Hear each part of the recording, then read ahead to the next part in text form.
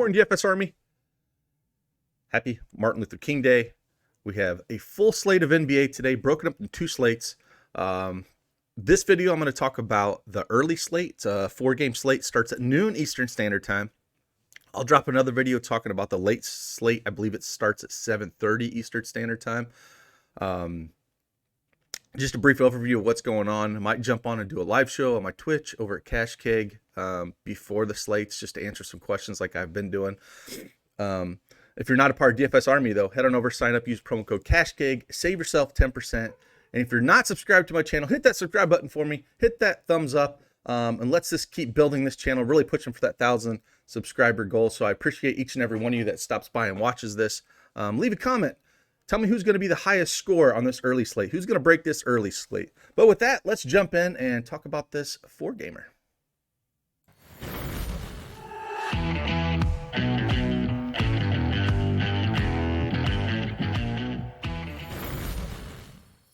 All right, I'm going to use FanDuel as the backdrop today instead of DraftKings. I will flip it and talk about DraftKings on the main slate, but I'll still talk about pricing on both of them. It's just easier to go one as we talk through things, but yeah, well, as I said, I'll talk about DraftKings as well. First game on the slate is Orlando at New York. Orlando favored by 1.5. Over under is 206.5. And let's see here. We have injury news for the Orlando side. Evan Fournier is out. Of course, Michael Carter Jr. has been out. So basically, we're still going to see Bacon start. And we'll still see Cole Anthony start as well for the Orlando side. So Nikola Vucevic, 9,900. He is priced up. But again, against this Knick team, I think, he's in play on this 4-gamer. I do think we'll probably be looking at another center here later in one of the later games here, but he is still in consideration. DraftKings, I don't believe, has this slate. I was just looking at DraftKings, and I don't think they have this one on their slate. So it's just FanDuel that has this early game. I'm just going to confirm real quick, but I'm pretty sure, yeah, their early game does not consider this. They're starting their early slate at the 2:30 mark. So this is a FanDuel only game, so I'm glad I started with FanDuel. Again, Vucevic is in play here. Julius Randle, 8,900 is definitely in play. Barrett, 6,500. Aaron Gordon, 6,500. All 4 of these guys are in play. Let me look at the injury news real quick on the on the New York side real quick. We have Alec Burks is doubtful. Again, if he is out, we're going to see a ton of quickly, man. We saw it yesterday. I mentioned him on the early 2-gamer. He's been putting up big numbers. He's 4,500. They priced him up a little bit. He was 3,500 last game, but look at the last 3 games. 33, 40, and 27. He's doing this in 21, 27, and 22 minutes. At some point, Tibbs has just got to play him more and more. He's showing it. He's just an offensive freak off the bench. So I really like him on this slate. I prefer him over Cole Anthony by far, and even Peyton, just what he's been doing. He's getting priced up towards Peyton. But I think you can play either one of them. Ross, if you want to, at 5,300, can always catch lightning in a bottle, and that's what he's going to need. And then again, those top 4 guys. But, Vooch getting priced up here. I think we're probably going to look at another center, like I said, over in Portland. We got Portland on this 4-gamer. So we're probably going to look there. But again, Vooch going up against Mitch Robinson, he's got 50, 60 point upside. Like I said, against Brooklyn, he put up 67. I like when I see the mid-30s minutes. I think he would be more consistently putting up these massive numbers, but he tends to run in the low 30s minutes, which makes it tough. But again, squarely in play here. Let's shoot over to the Minnesota at Atlanta game. Atlanta favored by 7.5, over under of 227.5. Let's start on the Minnesota side of things. Karl Anthony Towns is out, man. He's got COVID. So, man, I hope he can get through it with all the stuff he dealt with his family. It's rough. So we'll probably see a lot of Naz Reid here. Davis will probably, see more minutes as well. But Naz Reid will probably be the one guy we'll look at. And then offense, again, will be Beasley and Russell will do most of the heavy lifting on this team. So I think that's where we're going to be looking for on the Minnesota side. Russell's 8,100 over on FanDuel. Over on DraftKings, Yeah, on DraftKings is 8,600. I don't like that price tag. Beasley 7,200 on DraftKings, 6,600 on FanDuel. I love that price on Beasley at 6,600 on FanDuel. That's pretty cheap. I don't think I'd play both of them together, but again, on a small slate like this, you might have to.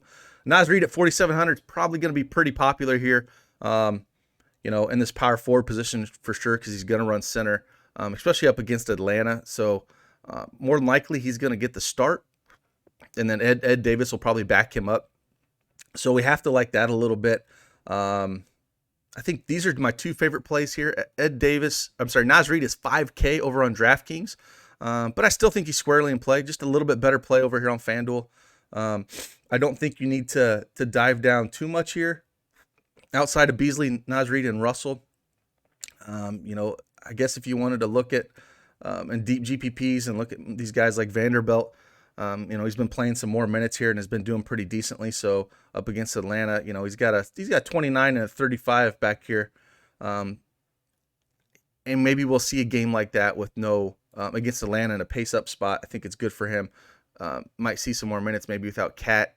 And if he can sniff that 26, 28-point mark, that could be a sneaky GPP play. So we'll keep on an eye out for that. Over on the Hawks side, Trae Young, 8,900. They got 117 implied team total here, favored by 7.5. So 9.4 on DraftKings, 8.9 on FanDuel. Definitely in play here. This game you could probably stack up. It's one of the higher implied team totals on this 4-game slate. It is the highest implied team total in this 4-game slate. This one and then the last game. Clint Capella at 7K, 7,500 on DraftKings. I prefer him on FanDuel, but I think you can definitely play him here. John Collins, this is the point we've talked about in a couple of these pods. John Collins finally dropped salary below Capella. He just doesn't do it with Capella on the court. He's 7,200 on DraftKings. It's a full fade for me. I'd just rather play Capella. On FanDuel, he's getting down to a point where you can consider him when he gets down to this low 6K mark. Hunter Herter, 5,600 and 5K. They're 6,100 and 5,700 on DraftKings. I'd rather play Hunter here. Cam Reddish is questionable for Atlanta, so it's something we got to watch out for. We know Gallinari is doubtful. Bogdanovich has been out for a while. But if Reddish is out, then we'll see Hunter and Herter probably both get more minutes here. Hunter could get this, or Herter probably get the start, probably see mid 30 minutes. So, at 5K, if Reddish was out, I would have interest in him.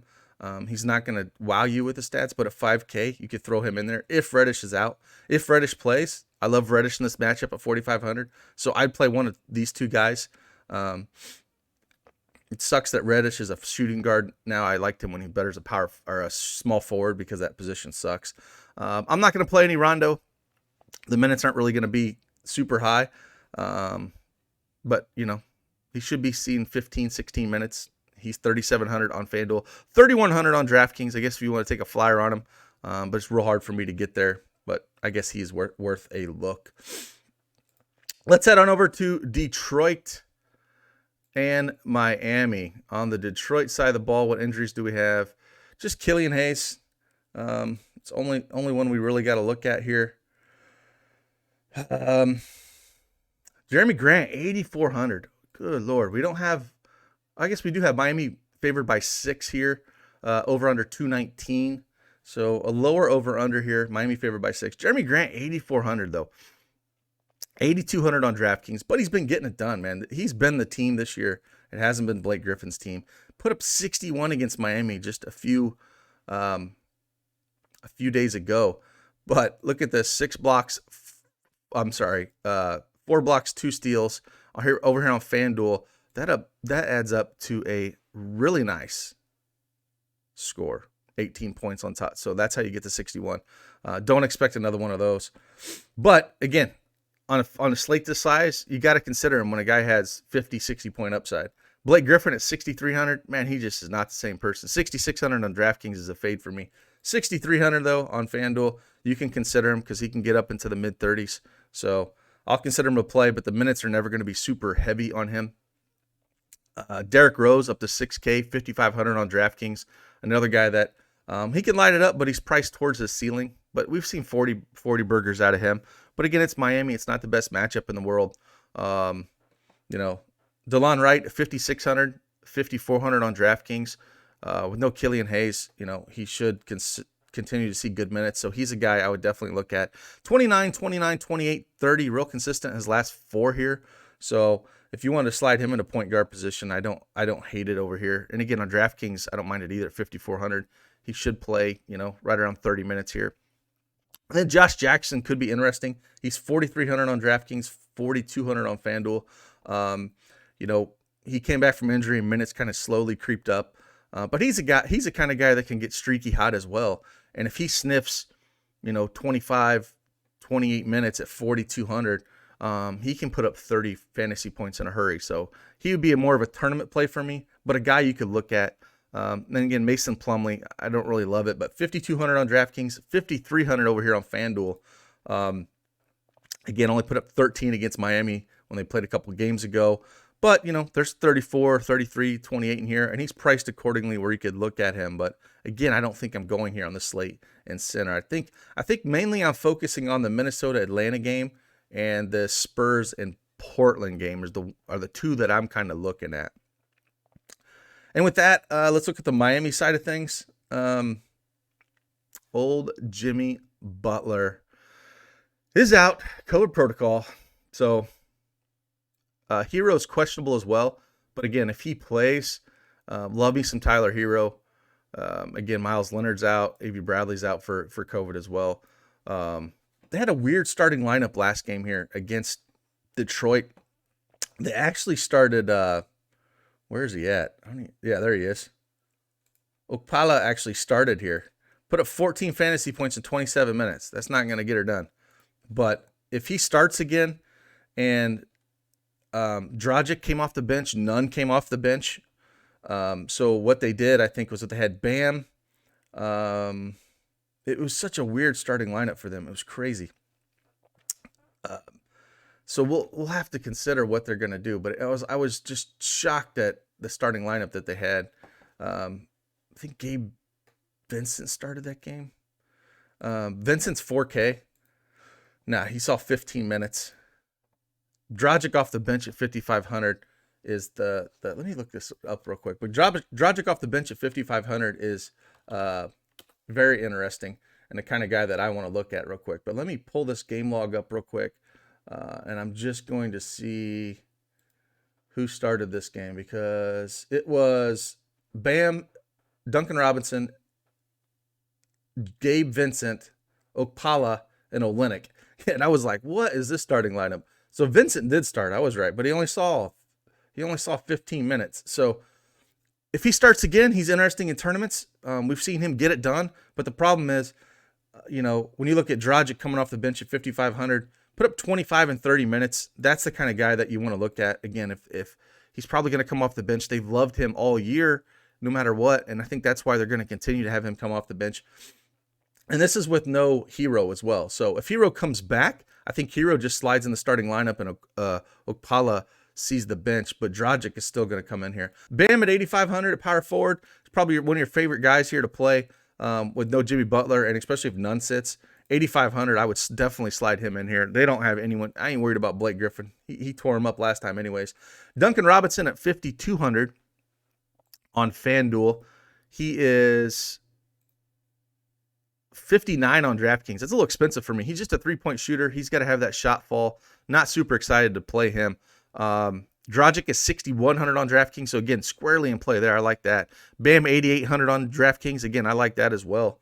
I think the big news is just Tyler Hero. If he plays, I definitely want him, and I don't mind playing him alongside Dragic. So you can play Hero and Dragic together because they will split the court quite a bit. And then, like I said, Gabe Vincent, if he starts, a tournament option here that you could definitely look at. The days are over running Precious. He saw 11 minutes this last game. Iggy's only going to his 20 minutes that he does see. So I'm not really excited about too much of these guys.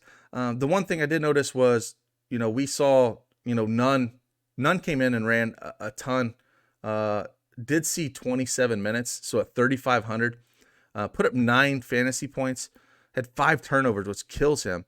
But if he's going to see 25, 30, if Nunn is out, I'm sorry, if Hero is out If Hero plays, I don't really want none. But if Hero's out, 3,500, I'll take a flyer on a tournament still. He's only 3,700 on DraftKings. So we just got to consider it. And if we had both, if we for some reason had Hero and Gabe Vincent out, then I'd really love Nunn and Dragic, and I'd probably load up on both those guys in my point guard position. So got to see the injury news later in the day, but that's what it's looking like. Let's move on to the final game here, where we have the Spurs at Portland. Let's look on the Spurs side here. This is Spurs favored by 1.5 with a 224.5 over under. McCollum's been out here, so we're probably bumping one of these guys in our FanDuel and just throwing Lillard in there at 10K. I mean, he's going to be a core play, and I think about every lineup. It's going to be hard with no McCollum. Let's start on the Spurs side though before I go into that. On the Spurs side, injuries again. It's just Derek White that's out, so they've got a full complement of everybody. DeMar DeRozan 8,200 on FanDuel. I'd play him with that. 8,900 on DraftKings is a little expensive, but I think that's a fair price for DeMar DeRozan. DeJounte Murray 7,800, 8,100 on DraftKings. That's kind of a fade for me at that price. It's a little expensive. Keldon Johnson, no problem sliding him into my small forward slot. Dude has been a beast this year. Spurs just find these guys, playing low 30s up to high 30s minutes, 28, 44, 33, 22, 36. He's got 40-point upside there. And on a small slate like this, I want guys that can have a chance to hit 40. So really like his price. Aldridge down to 6K and 6,400 on DraftKings. I think he's squarely in play, especially coming off a game where he scored 4 points. Absolutely brutal. People don't like going back to this, but again, up against Portland, no problem at all. We don't have Nurkic. We got Enes Kanter sitting around there and Covington. So no problem going back and playing Aldridge in tournaments. If you didn't want to play Bam or Naz Reid, I think he'd be the third guy I would look at on the slate on FanDuel. Really have no interest down here. It's hard to play. These are all tournament options. Vassell, Patty Mills, Rudy Gay at 4,100. They're just all tournament plays. He's going to play.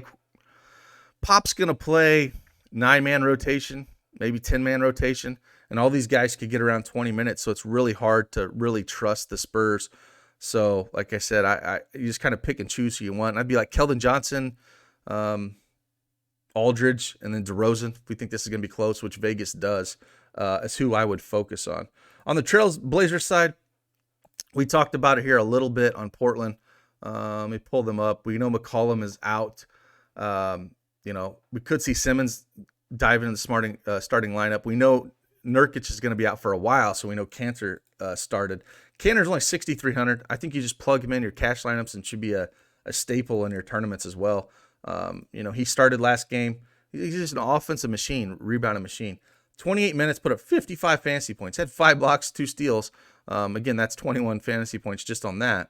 But you can attack the Spurs, and if he's going to sniff around 30 minutes, I'll play Kanter all day long until his price gets out of control. He is on DraftKings, fit 6,300. Again, I'd still have no problem playing him. I still think there's upside, even if he plays around 30 minutes. Again, like I said, Lillard, 10-1 is going to be extremely popular with no CJ. He's going to play close to 40 minutes, going to take every shot in the world. So I think I would shove him in a starting lineup here by far. And like I said, I think what you're going to do on FanDuel, there's a lot of ways to go at point guard.